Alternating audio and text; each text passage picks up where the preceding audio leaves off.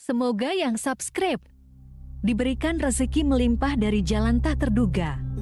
Dan yang like komen, dimudahkan jalannya menuju surga di hari akhir nanti.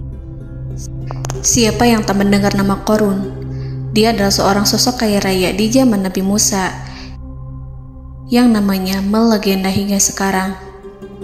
Kisahnya diabadikan dalam Al-Quran, bahkan menjadi peribahasa atau ungkapan di masyarakat guna menggambarkan seseorang yang mirip dengan tabiatnya atau menisbatkan harta yang ditemukan terpendam dalam tanah sebagai harta Qorun. Qorun adalah miliarder kaya raya yang hidup sejaman dengan Nabi Musa. Saking kaya rayanya, Qorun setiap kali keluar dari rumahnya, ia didampingi dengan 300 pelayan laki-laki dan 300 pelayan perempuan. Qorun juga dikawal oleh 4.000 pengawal yang diiringi 4.000 binatang ternak ditambah 60 ekor unta yang khusus membawa kunci-kunci gudang penyimpanan harta kekayaannya itu. Itu dilakukan semata-mata sebagai bentuk kesombongan bahwa dialah manusia paling kaya, paling terhormat, dan memiliki pengikut setia. Ia merasa lebih mulia dibandingkan Nabi Musa alaihissalam. Orang-orang tentu saja akan penasaran seberapa banyak harta kekayaan Qorun jika pengawal dan pembawa kunci gudang kekayaannya sebanyak itu. Lalu berapa banyakkah harta yang dimiliki Qorun yang disimpan di dalam gudangnya tersebut? Sebelum saya melanjutkan, dimohon untuk menonton video ini sampai selesai supaya tidak ada kesalahpahaman dalam memahami isi cerita, serta mohon bantu channel ini semakin berkembang dengan cara tekan subscribe dan silahkan tinggalkan like serta komen positifnya. Semoga dukungan pemirsa Risalah Kehidupan bernilai pahala dan menjadi wasilah dimudahkannya segala urusan pemirsa sekalian. Pemirsa Risalah Kehidupan, di zaman sekarang banyak orang yang mengistilahkan rezeki yang tak terduga dengan istilah harta Qorun. Lalu dari manakah sumber harta kekayaan Qorun yang sangat luar biasa itu? Serta di manakah Qorun dan hartanya ditenggelamkan? Siapakah Qorun dan bagaimana kisahnya dengan Nabi Musa? Qorun merupakan kaum Nabi Musa alaihissalam. Disebutkan oleh Ibnu Jurayj, nama lengkap Qorun adalah Qorun ibnu Yashar, ibnu Qahis, ibnu Lawi, ibnu Yakub. Ia merupakan putra paman atau sepupu Nabi Musa alaihissalam. Pasalnya, Nabi Musa alaihissalam sendiri adalah putra Imran, sedangkan Imran adalah putra Qahis. Dengan kata lain, Qorun masih satu kakek dengan Nabi Musa alaihissalam, yakni kakek Qahis. Ia adalah umat Nabi Musa yang taat. Tidak hanya memiliki banyak harta, Qorun juga termasuk orang yang cerdas dan berilmu. Ia menguasai ilmu duniawi dan ilmu ukhrawi, dan tercatat bahwa Qorun adalah ahli di bidang kimia. Dirinya tercatat sebagai ahli kitab Taurat setelah Nabi Musa. Kepandaian Qorun dalam ilmu agama membuat dirinya sering disebut dengan ilmu nawir, atau orang yang memberi cahaya dan penerangan. Suaranya terkenal merdu dalam membaca kitab Taurat. Selain itu, Qorun juga lihai dalam berbisnis. Ia mengetahui trik investasi yang menguntungkan, serta jalur perdagangan internasional yang strategis di zamannya. Kekayaan Qorun begitu banyak, sebagaimana tercatat dalam surat Al-Qasas ayat 76. Sesungguhnya Qorun termasuk kaum Musa, tetapi dia berlaku aniaya terhadap mereka. Kami menganugerahkan kepadanya perbendaharaan harta yang kunci-kuncinya sungguh berat dipikul oleh sejumlah orang-orang yang kuat. Dalam riwayat Kaisamah disebutkan, kunci gudang kekayaan Qorun dibutuhkan 60 bigol atau sejenis kuda kecil. Ukuran kuncinya sebesar jari, bahannya terbuat dari kulit, dan setiap kunci digunakan untuk satu gudang. Maka keluarlah Qorun kepada kaumnya dalam kemegahannya. Para ulama tafsir menjelaskan Qarun keluar dengan mewah diiringi dengan 300 gadis berbaju merah dan 4.000 kendaraan kuda. Tak heran, iring-iringan Qarun itu mengundang decak kagum mereka yang gandrung terhadap harta kekayaan. Sebagaimana yang terekam dalam ayat Al-Quran, moga-moga kiranya kita mempunyai seperti apa yang telah diberikan kepada Qarun. Sesungguhnya ia benar-benar mempunyai keberuntungan yang besar. Quran Surat Al-Qasas ayat 79. Namun tak sedikit kaumnya yang mengingatkan. Ingatlah ketika kaumnya berkata kepadanya, janganlah engkau terlalu bangga, sesungguhnya Allah tidak menyukai orang-orang yang terlalu membanggakan diri atau farihin. Ulama menafsirkan istilah farihin di sana juga berarti takabur, zolim, berbuat kerusakan, arogan, dan tak mau bersyukur terhadap nikmat. Qarun dikisahkan memiliki ribuan kuda yang berisikan emas dan perak. Bila keluar rumah, Qarun selalu berpakaian mewah dan dikawal 600 pelayan dan diiringi 4.000 ekor kuda serta 60 ekor unta yang membawa kunci-kunci gudang kekayaannya. Namun, sayangnya Qarun kemudian membangkang pada Nabi Musa dan menjadi pengikut setia Fir'aun. Mengenai dari mana asal-usul kekayaan Qarun, ada beberapa riwayat yang memberitahukan tentang asal-usul kekayaan Qarun. Sumber pertama menyebutkan bahwa jauh sebelum memiliki kekayaan, Qarun hanyalah seorang lelaki miskin yang tidak mampu menafkahi keluarganya. Anaknya sangat banyak. Lalu suatu ketika Qarun datang kepada Nabi Musa. Ia meminta Nabi Musa alaihissalam untuk mendoakannya agar Allah memberikan harta benda yang banyak. Qarun juga meminta Nabi Musa mengajarinya ilmu kimia dan ilmu-ilmu kehidupan lainnya. Qarun dikenal sebagai orang yang soleh dan mengikuti ajaran Ibrahim dengan baik, sehingga tanpa pikir panjang, Nabi Musa alaihissalam menyetujui permintaannya. Allah Subhanahu wa Ta'ala mengabulkan doa Nabi Musa. Qarun diberikan kecerdasan luar biasa dan menguasai ilmu yang telah diajarkan kepadanya. Qarun menguasai teori dan praktik pembuatan emas permata dan beragam perhiasan mewah lainnya. Ia juga pakar dalam ilmu arsitektur, rancangan bangunan, penataan kota, dan lain sebagainya. Tidak lama setelah itu, hidupnya berubah. Qarun pun hidup dengan bergelimbang harta. Ribuan gudang yang dimilikinya penuh dengan emas dan perak. Namun, sayangnya, keberuntungan yang didapatkannya membuatnya gelap mata. Qarun mulai hidup dengan penuh pamer, keangkuhan, dan penuh kesombongan. Kekayaan yang diberikan Allah Subhanahu wa Ta'ala membuatnya lupa dengan Sang Maha Pemberi. Qarun merasa lebih terhormat dan mulia dibandingkan Nabi Musa. Ia pun akhirnya membelot dan durhaka pada Musa. Ia mengingkari janji-janjinya dulu dan beralih menjadi pengikut Fir'aun yang setia. Loyalitas Qarun terhadap Fir'aun membuatnya diangkat menjadi kepala mandor yang membawahi ribuan pekerja. Dikisahkan bahwa Qarun bersikap semena-mena terhadap para pekerja. Ia tega memotong upah mereka. Ia melakukan korupsi demi membangun istana dan kemegahannya sendiri, dan untuk membangun gudang-gudang penyimpanan harta yang telah ia kumpulkan jauh-jauh hari. Ketika datang perintah zakat, Nabi Musa alaihissalam pergi menemui Qarun dan memerintahnya mengeluarkan zakat sebesar 1 dinar dari setiap 1000 dinar hartanya, 1 dirham dari setiap 1000 dirham, 1 kambing dari setiap 1000 kambing, dan seterusnya. Setelah Qarun menghitung seluruh hartanya, ternyata jumlah zakatnya sangat besar. Kekikirannya pun mulai menghalangi hatinya untuk mengeluarkan zakat.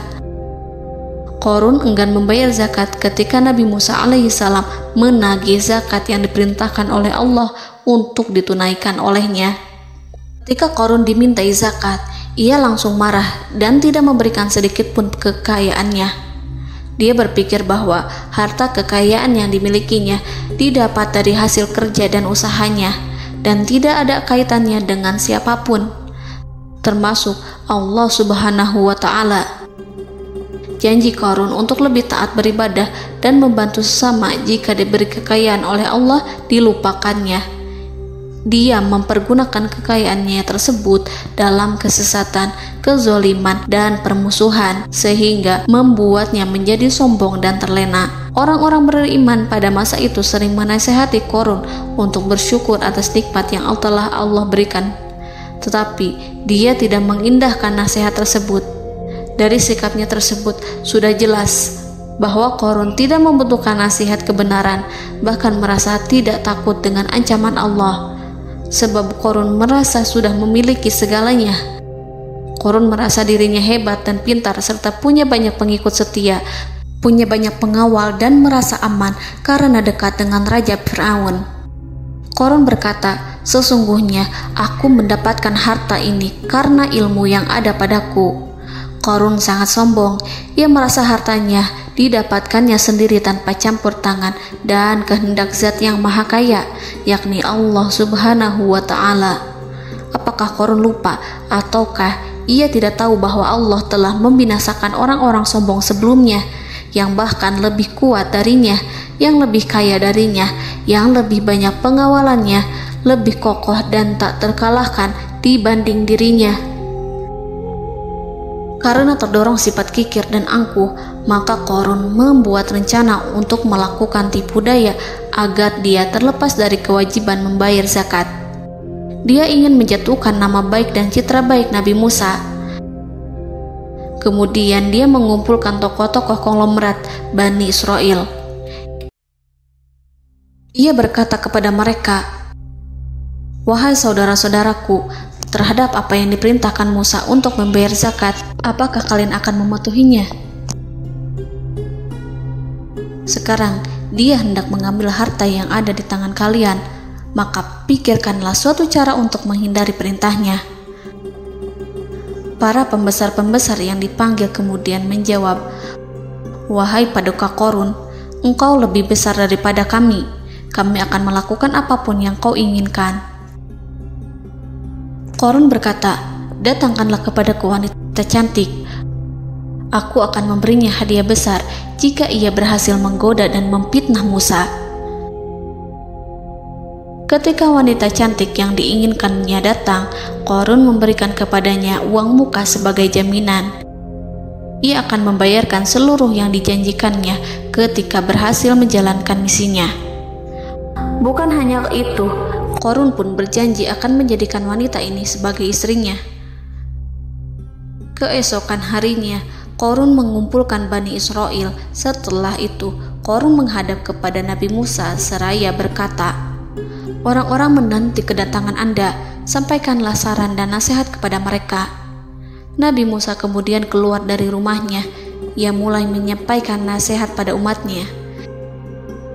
Di antara nasihatnya, beliau berkata, "Barang siapa yang mencuri, aku akan memotong tangannya. Barang siapa yang memfitnah, aku akan mencambuknya sebanyak 70 kali. Barang siapa yang tidak mempunyai istri dan dia berbuat zina, maka aku akan mencambuknya sebanyak 70 kali. Adapun barang siapa yang memiliki istri dan ia berbuat zina, aku akan rajam dia sampai mati." Qarun kemudian berkata, "Apakah ini juga berlaku untuk Anda jika Anda sendiri yang berbuat zina? Apakah Anda akan menerima hukumannya?" Kemudian Nabi Musa menjawab, "Ya, meskipun saya sendiri yang melakukannya." Maka kemudian Qarun memanggil wanita yang telah dibayarnya. Wanita itu berdiri di depan Nabi Musa dan Bani Israel yang telah berkumpul, mengaku sedang hamil karena berhubungan badan dengan Nabi Musa. Maka marahlah Nabi Musa atas fitnah kejam yang diarahkan kepadanya. Kemudian Nabi Musa melakukan sholat 2 rakaat, lalu mendatangi wanita itu dan menyumpahnya agar mengatakan siapa yang menyuruhnya. Wanita itu menjadi ketakutan. Ia bergemetar di depan Nabi Musa dan mengaku bahwa yang menyuruhnya adalah Qarun. Lalu wanita itu bertaubat dan meminta maaf kepada Nabi Musa. Seketika Nabi Musa bersujud seraya berdoa kepada Allah agar menimpakan azab kepada Qarun. Allah memberi wahyu kepada Musa bahwa bumi telah dijadikan tunduk kepada perintah Nabi Musa. Kemudian Nabi Musa berkata kepada bumi, "Wahai bumi, telanlah Qarun beserta kekayaannya, habiskanlah semua." Kala itu Allah menurunkan wahyu kepada Musa alaihissalam untuk memerintah bumi apapun yang diinginkannya. Begitu Nabi Musa alaihissalam datang dengan wajah sangat marah, barulah Qarun merajuk, "Wahai Musa, sayangilah aku." Sementara Nabi Musa alaihissalam tak bergeming. Beliau lantas berkata pada bumi, "Wahai bumi, ambillah mereka." Seketika rumah Qarun mulai bergetar. Qarun dan antek-anteknya mulai dibenamkan hingga bagian lututnya. Rumahnya ikut turun sedalam lutut. Qarun kembali merajuk, "Sayangilah aku Musa." Rumahnya kembali berguncang. Kini Qarun dan kawan-kawannya kembali terbenam hingga pusar.